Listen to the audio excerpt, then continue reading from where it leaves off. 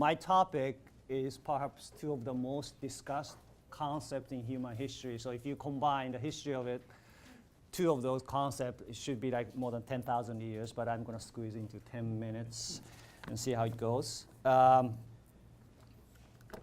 I proposed the theory of wisdom some time ago within a relational framework in which it is assumed that observed behavior reflects two distinctive functions, expressive constitutive and instrumental communicative. The expressive constitutive reflects an aspect of behavior considered creative and expressive of some underlying systems or organizations, whereas the instrumental communicative refers to a part of action that is intersubjective and instrumental in attaining some practical goal. Both levels of analysis can be legitimate focus of scientific inquiry. For example, an observed behavior of saying prayer can be interpreted as an expressive of awe or respect to some sort of higher power or higher being, that's the expressive constitutive part of it, or as a means to win a lottery, that is the instrumental communicative, means to the end. The frequency of behavior, in this case praying, saying prayer, would be interpreted differently depending on the focus of inquiry. Now, from this perspective, wisdom is postulated as a psychological strength emerging relatively later in life with two complementary modes, analytic and synthetic. The analytic mode refers primarily to the instrumental communicative part of action. It is well articulated but often narrowly focused on cognitive skills instrumental in solving life problems. The synthetic mode refers, on the other hand, primarily to the expressive constitutive aspect. It regards wisdom as an expression of underlying dialectic processes. In this mode, the integration and transformative nature of human psyches are highlighted. For example, a wise person may have a heightened sense of morality and well-integrated emotion-cognition integration. In brief, wisdom is not an extremely high level of a particular psychological skill, but it is an integration of multiple psychological functions that are well developed. Now, moving to happiness. The Oxford American Dictionary refers to happiness as a positive psychological state such as pleasure or contentment. However, like wisdom, happiness is also a complex construct with at least two distinctive definitions rooted in ancient Greece. Those are the hedonistic and eudaimonic. Hedonism refers to sensual pleasures that Plato despised. It is a self-serving vice or subjective well-being with satisfying self-evaluation. In contrast, eudaimonia is a feeling of gratification toward a desire that aligns with one's true self. The person realizes the inner voice or I must and understand and pursue his or her imperative authentic self.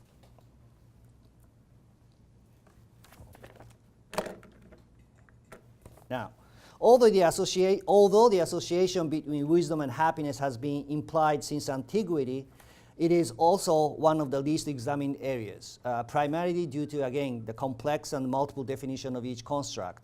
For example, the old adage, ignorance is bliss, confuses wisdom with an exclusively cognitive function of possessing a large knowledge database. On the other hand, self-claimed knowledgeable person may feel hedonistic happiness by feeling superior to others. Thus, both extreme knowledge, disguised as wisdom, and extreme ignorance are undesirable.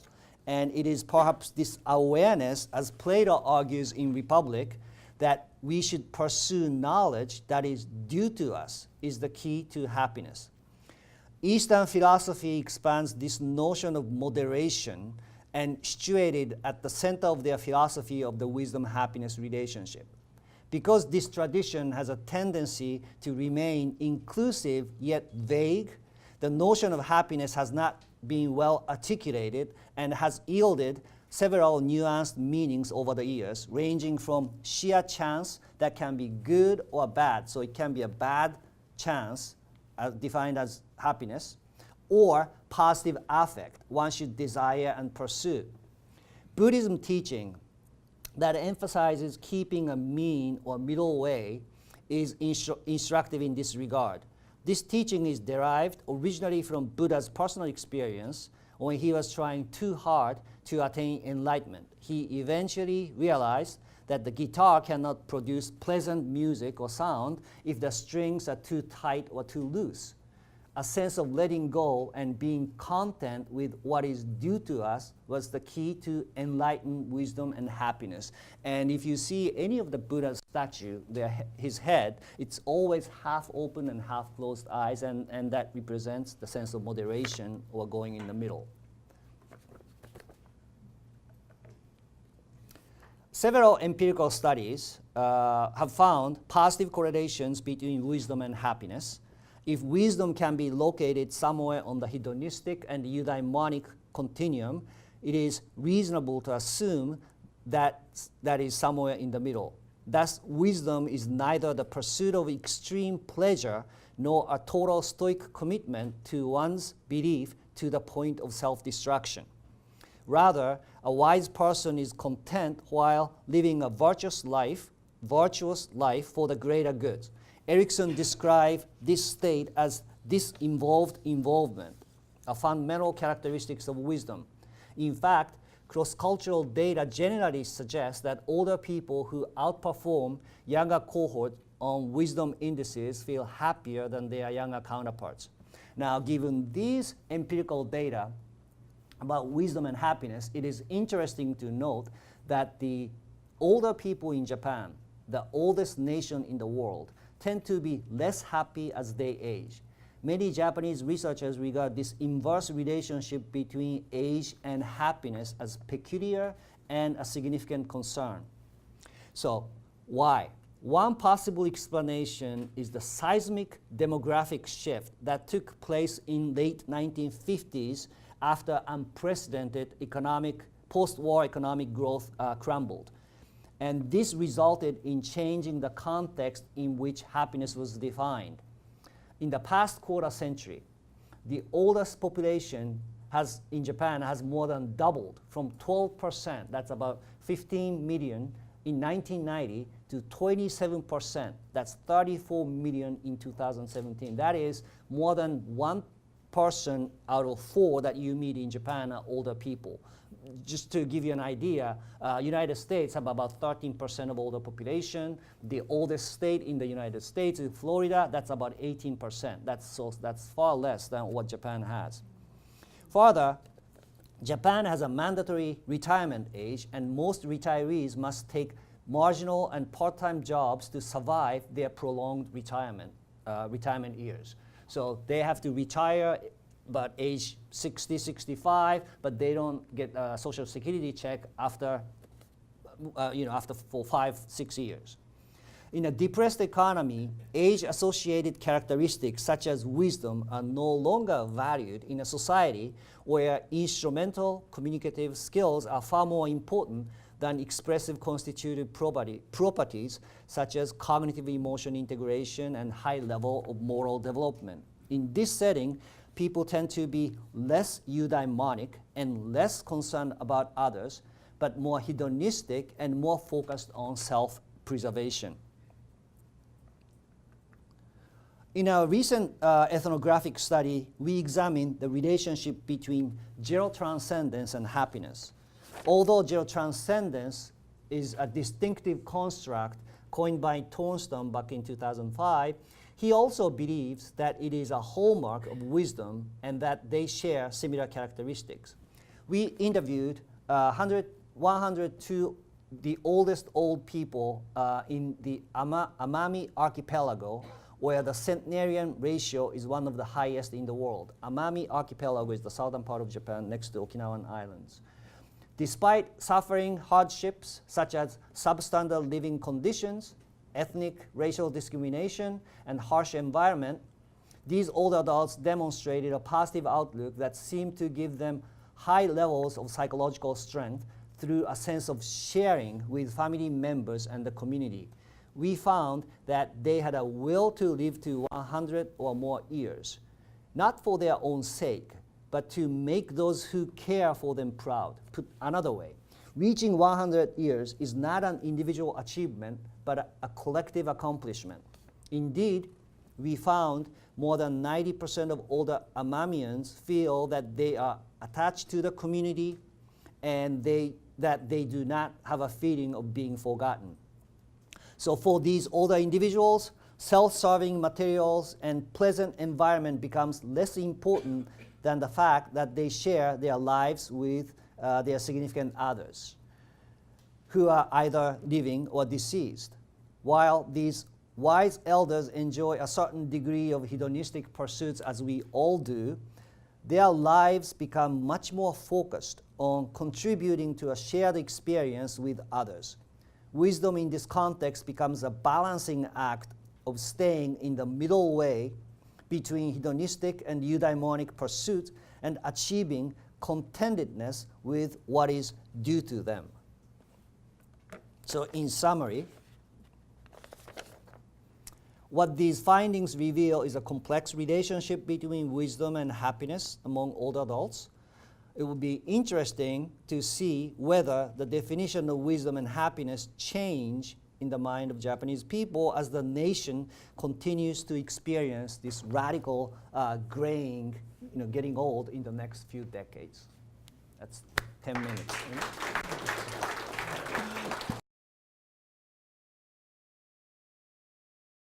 There may be an important cultural difference, because if you look at the studies in the last 20, 30 years in the Western countries, it looks like happiness is going down and depression, anxiety are increasing in younger people, teenagers, people in the 20s and 30s, whereas in the older people, depression and anxiety are going down and well-being is increasing. So there are a number of studies that have looked at that. And so what you are reporting in Japan is exact opposite, at least for the older people. And I think your point is well taken. Maybe it is probably the proportion of aging that is occurring in Japan that is much more than here, which may mean that probably here also same thing could happen in a few decades. Yeah, I agree. What's really concerning about Japanese researchers is not only about how pessimistic the older people are about the future, but the younger generation as well. So this, again, the demographic shift, because they will be the next generation of older people who will occupy maybe 30–40% of the population. They will be much in worse situation than what older people are now today. I have two clarification questions. Number one, so do you think,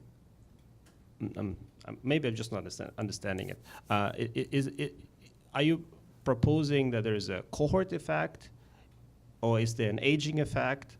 Is a particular combination of a cohort effect? The cohort effect meaning that there's something particular that happens in a particular period of time. It doesn't matter if people are old. It's just that they grew up in a certain culture, maybe in Japan in X, in like 1960s, who are now becoming older adults. Then it would not necessarily generalize to the US, of course, like as Dilip was trying to make a comparison, because cohorts would be very different. Or is this a genuine aging effect that is just influenced by some cultural processes of cultural ways of being? So maybe that's the first question. And the other is just a clarification. So do you mean that wisdom in your model is the particular balance of hedonistic and eudaimonic pursuit? Is that how you define wisdom? Okay, the second question is easier. I'm defining happiness in those two continuum, and wisdom is perhaps correlated with the balancing act of eudaimon and hedonistic. Going back to the first question, certainly it's combination of cohort effect and some other effect, but the data that I presented is a longitudinal study of nationwide study for the last half a century or so. So it's not only this cohort that's getting less happy as they age, but the whole generation moving toward the aging generation, they are feeling less and less happier, which is kind of understandable, because if your financial status is not really certain and stable, and what it was valued once before, like what they can offer us, like the knowledge about spiritual practices, wisdom, and so forth, are no longer valued by the society. So their your self-esteem goes down and so forth. So maybe, can I just ask very quickly clarification? Because like I understood it differently, your wisdom conception, because if it is an external criterion, I think you're subject to a fairly difficult possible fallacy. That is, like, you're talking about relationship between wisdom and well-being, and now you say, like, well, in Japan it seems like over time the well-being is going this way, and age related wisdom changes may be going also that way. In the US, the well-being over time goes this way, but age goes this way. Yeah. And now you try to make make an inference about the relationship between wisdom and age. Wisdom and well-being. But there is this third variable, namely aging, possibly going in different directions, and maybe there is absolutely no relationship between those two components whatsoever, outside of this particular age trajectory, outside of this kind of adult developmental trajectory that you're imposing on it. Now, in terms of relationship between wisdom and aging, or age, age is just a dummy variable, but study after study suggests that older people tends to do better on the wisdom indices, or at least they are the top performers of the wisdom scales. And so we did a cross-cultural studies, and that's what we found. It's a cross-sectional study, but we did find that the older people did better than the middle-aged cohort. So given that assumption that with age comes some wisdom, I'm not saying wisdom and age are too intertwined, but comes some wisdom, and given that, people in Japan are getting less happy. I was interested in your invocation of Buddhism. And you took that in a different direction than I thought you would. So I'm trying to formulate a coherent question. The question has to do with transcendence. And so the Buddha attained enlightenment through transcendence. And I'm wondering if transcendence has anything to do with the wisdom that older people exhibit. That wisdom might be not so much finding a middle way between hedonic and eudaimonic pursuits, but rather transcending both of those. Yeah, really good question. I don't really know the answer to that. So we did, some 100 interviews, and people tend to, the oldest old, the average age was some 90-some years old, and there are some centenarians. And we didn't ask the question whether it's a eudaimonic or hedonistic happiness that they are feeling. They are simply just saying that I'm okay being part of the community and not being forgotten. So that was our indices, and that's the shortcomings of it. But I suspect that the transcendence and or ego transcendence, or whatever you call it, zero transcendence, and ego integration are maybe two sides of the same coin. And it seems like that Eastern, like Buddhism, may emphasize the transcendental characteristics, whereas in the West, it's more of the integration. I don't want to, dichotomize the whole human civilization to East and West. That's wrong. But has some truth to these values in certain cultures. I think that's what I'm proposing. Yeah. I just had one question in terms of how would you sort of define eudaimonia versus hedonism for, like, on a scale, or how would you, Yeah. or would you not? Would you have other people judge? I'm just kind of curious. I don't know. I haven't done any empirical studies on eudaimon and hedonistic, but there are some people, I think it was King and others, who already, who do have scales for eudaimon and hedonistic instruments.